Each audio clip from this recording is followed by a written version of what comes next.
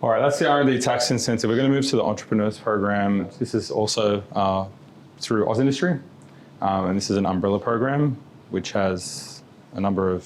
Yeah, so it's got a few elements to it, three main grant programs. Now, in each case, before you leap in and get one of these grants, there's a bit of sort of admin to go through. You actually have to get an evaluation as a first step in each of these. So you go and you have to sit down with either a facilitator or a business mentor, and depending on the grant program, they review your business and they give you a report or an action plan.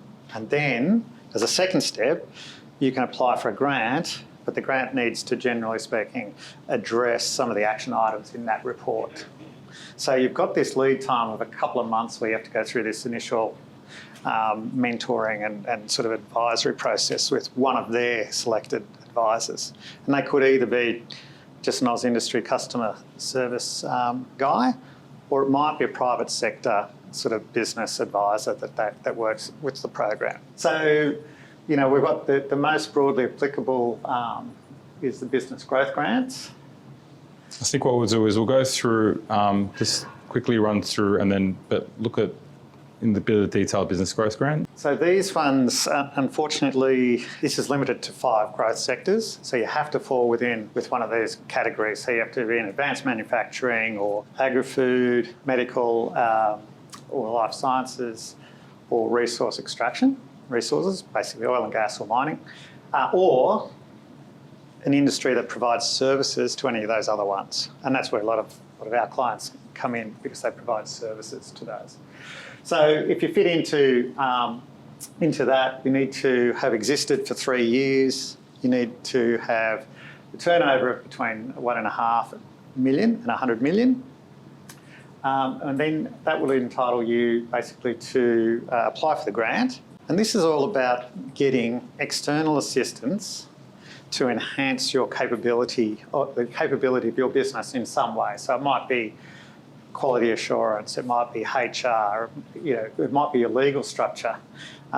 It's not appropriate for your growth plans, so you need to restructure. And so they'll give you 50% of up to $40,000, so $20,000 grant, and it's about hiring external advisors to assist. So, that could be hiring an accounting firm to do a restructure. Might be hiring a legal firm to give you some advice around how to improve some other function. Or it might be, occupational health and safety guys, product development guys. I mean, there's just a huge... It's very, very broad. This one we find typically, it's not going to rock your world, the amount of funding, but it's a lot of the time the clients are already undertaking activities, so it's money that's there for them. And we've got clients that are updating their online store. Marketing. Improving your marketing function. It is really broad. As long as it's in the plan, and that's when you get the business advisor to come and see you, which is typically a 1.5 to 2 hour session. As long as you put that in the plan, what do I need to see my business grow? Well, I need to update my online store. As long as it's in that report, which it will be, because they're asking you what you need for your business, then you qualify for funding. The good thing with the program as well is that, and it's pretty easy. The funding comes quite quickly after you've submitted your invoices. The good thing as well is that it's per separate legal entity. So if you have a group of companies, it's not limited to the group. You could do it for different companies in that group. And you can do it more than once after a few years. So this is good, because it actually gives you funding for things that you're probably going to spend money on at some point anyway. Yeah.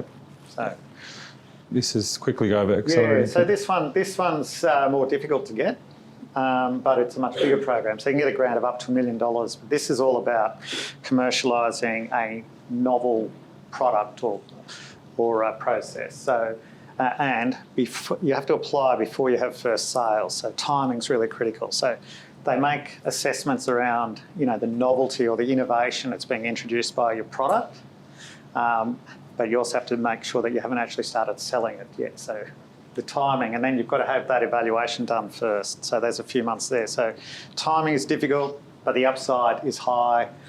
It's a lot of effort to put in one of these claims.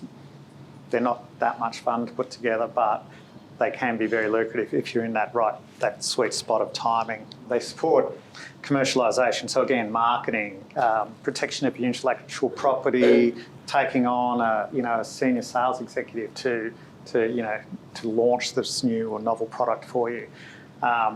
There can be support for state-of-the-art equipment. So actually, potentially they might buy you some fancy new gear to make your novel product. There's some extra bells and whistles and checks and balances on that.